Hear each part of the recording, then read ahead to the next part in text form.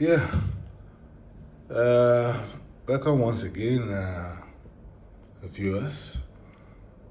Uh, the new features of VSP2 show that whenever you open the site data analysis, any of the options, once you select any of the regression data analysis option, you will see this particular dialog box come out. The question here is, are your data set in the same metric format? Yes or no? So if they are in the same metric format, yes, and then you go ahead. If they are not, you click no, and then for further actions. Now, this question enables you to ascertain if the data in the data set to be analyzed are in the same metric format. Often, researchers collect data with different metric formats. It enables, it creates problem of clarity and inaccuracy when data of different metric formats are regressed against each other. For instance, exceptionally large number cannot be regressed against ratios or percentages without the problem of spurious interpretation. Therefore, it will be better to convert the entire data to be regressed into the same data metric format. If you are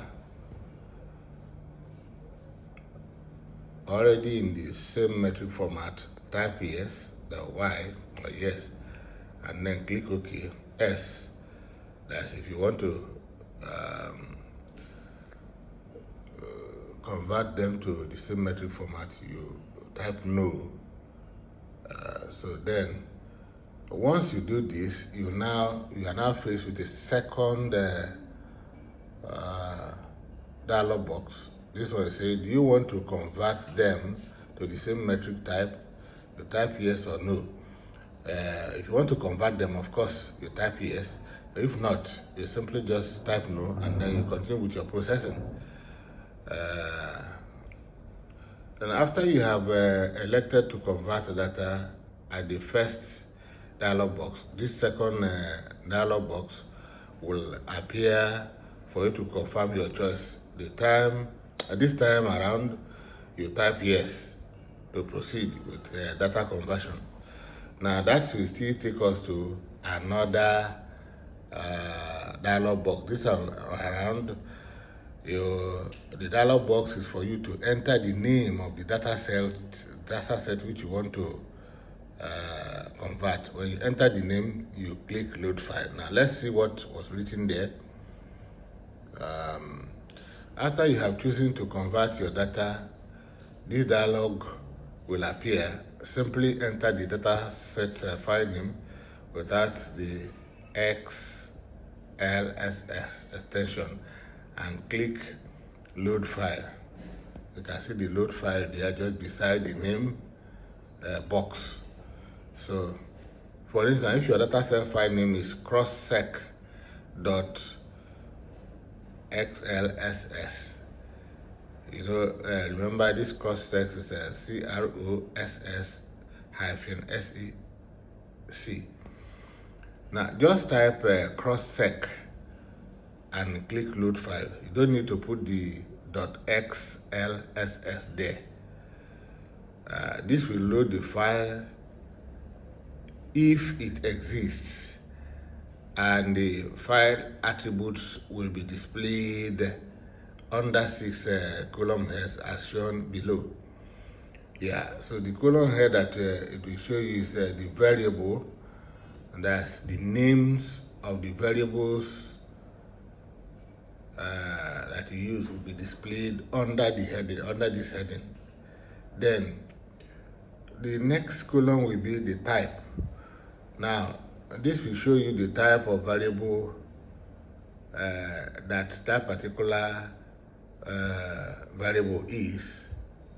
The type can be numeric or string, depending. or object. Now, the second one is metric. The third one, the third column, they call the metric.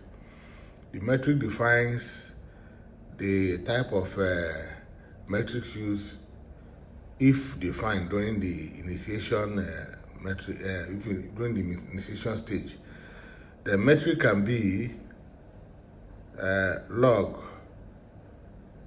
percentage, or normal number.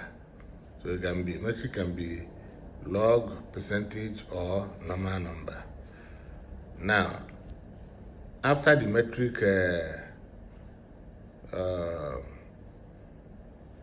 head, you go to the highest column. This one is trying to show the highest in the data set, the highest value in the data set for that particular for any of the variables.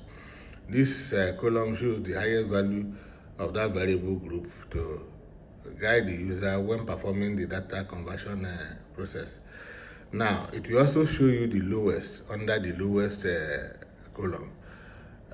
Show you the lowest of that value of that variable group, and then the last column in that will be what we call the convert to column, which is used to tell VSP what to convert the value to. The two options to convert to are log and ratio. Note that ratio is the same as percentage. So now you can see from what we have here, this is the picture of the dialog box when it is showing. This is the picture of the dialog box when it is showing the data.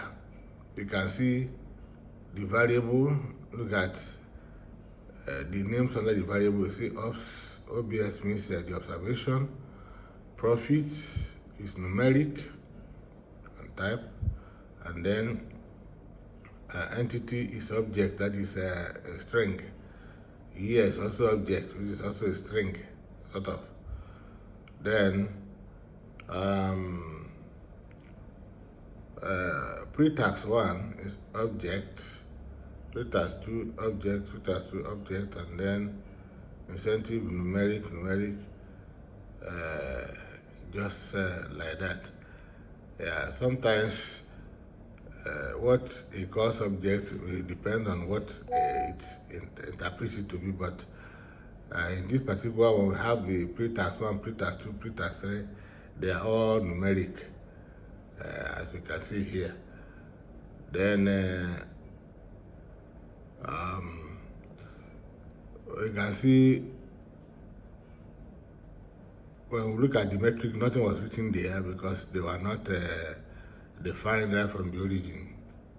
But when you look at the highest, you see that in the observation, where the highest is just to tell you that the number of items, the number of data in the data set is 100. That's it. Then when you now come to the other one, you see the profit, the highest is 7321.5, and the lowest is 211.0. And then the entity object, the highest is SAV3, that's simply just that's the name of the entity, and then the lowest is bank. Then the year object, the highest year you have here is 2015, while the lowest is 2011, and so on and so forth. Now, where you now have work to do is in the convert to. Normally, for anyone that is purely object, that is string, then of course it will be blocked. You cannot do anything there. You don't even also need to do anything OBS, which is the observation, but you can do something in profit. So when you say convert to, if for instance, you want to use logged value, you can put log there, log. If you want to use a ratio, you can put ratio there. So the same thing goes with all the other ones, like the pre-tax 1, pre-tax 2, and incentives, and so on and so forth. So then after you have indicated what you want it to do for you, then you click process data. But then, if you open the file and you decide not to do anything, just leave out the convert to. Don't do anything to don't put anything in the convert to columns. Don't put anything there. Yeah, just leave these places the way they are, and then come here to just click process data. Once you click process data, it will leave your data set the way it is, and then it will go ahead and still do other things that you want it to do. Yeah, so that is about that. Now, when you are doing cross-sectional analysis,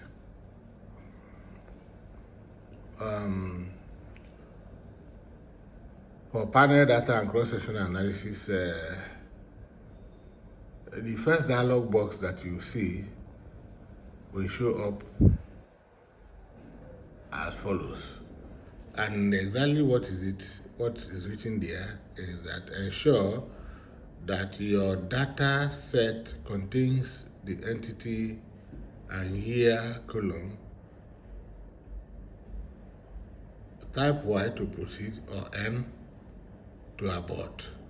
So if, for instance, your data set does not contain entity and year columns, then of course you know that there's going to be a problem if you are processing, so you have to go and change it there. So now, let's see what others are saying. Because the panel data and cross-sectional data analysis makes use of entity and time, it is essential that the data set contains these two sensitive information as part of the variables. This dialog box is to remind the user of the need to include them if you are sure that your data set contains them. Type Y and click OK to proceed. S, go back and correct them.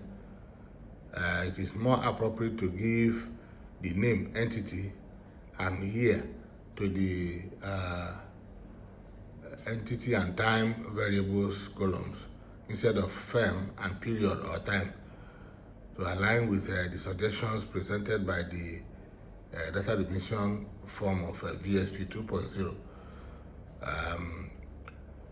For the cross-sectional analysis, the data definition form and the dialog box will look like this. So you can see now, this is what we should look at very well. Now you can see that in this one, the dependent variable name, we have more than 1, 2, 3. Now we have more than 2. That is, we have up to 3 dependent variables there. And then the independent variable name, we have pre-tax 1, pre-tax 2, pre-tax 3, pre-tax 4. That is all 4. And then we now decided to introduce a control variable, which is incentive 1, and a moderating variable, which is incentive 2. Now, the control variable we have already defined, but the moderating variable is the one that we will expatiate more on its role between between the dependent variables and independent variables. Now, there is a box here which is telling us something. Say combined dependent variable name. Yes, once you have more than one dependent variable, you have to provide VSP with a name that we call the combined dependent variable. In this particular one, we called it performance. Then year time analysis desired is 2023 as what we have included here. You know, in cross-sectional, you only choose one particular period, just for one particular period. And then a colon head to enable the VSP to find exactly the year you have indicated this year. Now, we now name the entities, that is those firms that you want to do the cross-sectional analysis. Remember, cross-sectional analysis is many companies or many entities, you know, analyzing or comparing their performance for just one period. Then the column head for entities as it is in the data set, you also have to give it so that VSP can find it. Then, of course, you type in the name of the dataset file. So, you enter the variable name as you know, separated just before, just like as we have been doing before. And then after this, you say process cross-sectional and cross-sectional analysis. Yeah, I think we may need to do this again so that we also look at because cross-sectional analysis and panel data is very, very important. So, yeah, so we may stop for more clarity and then we'll do this. Thank you in the next video.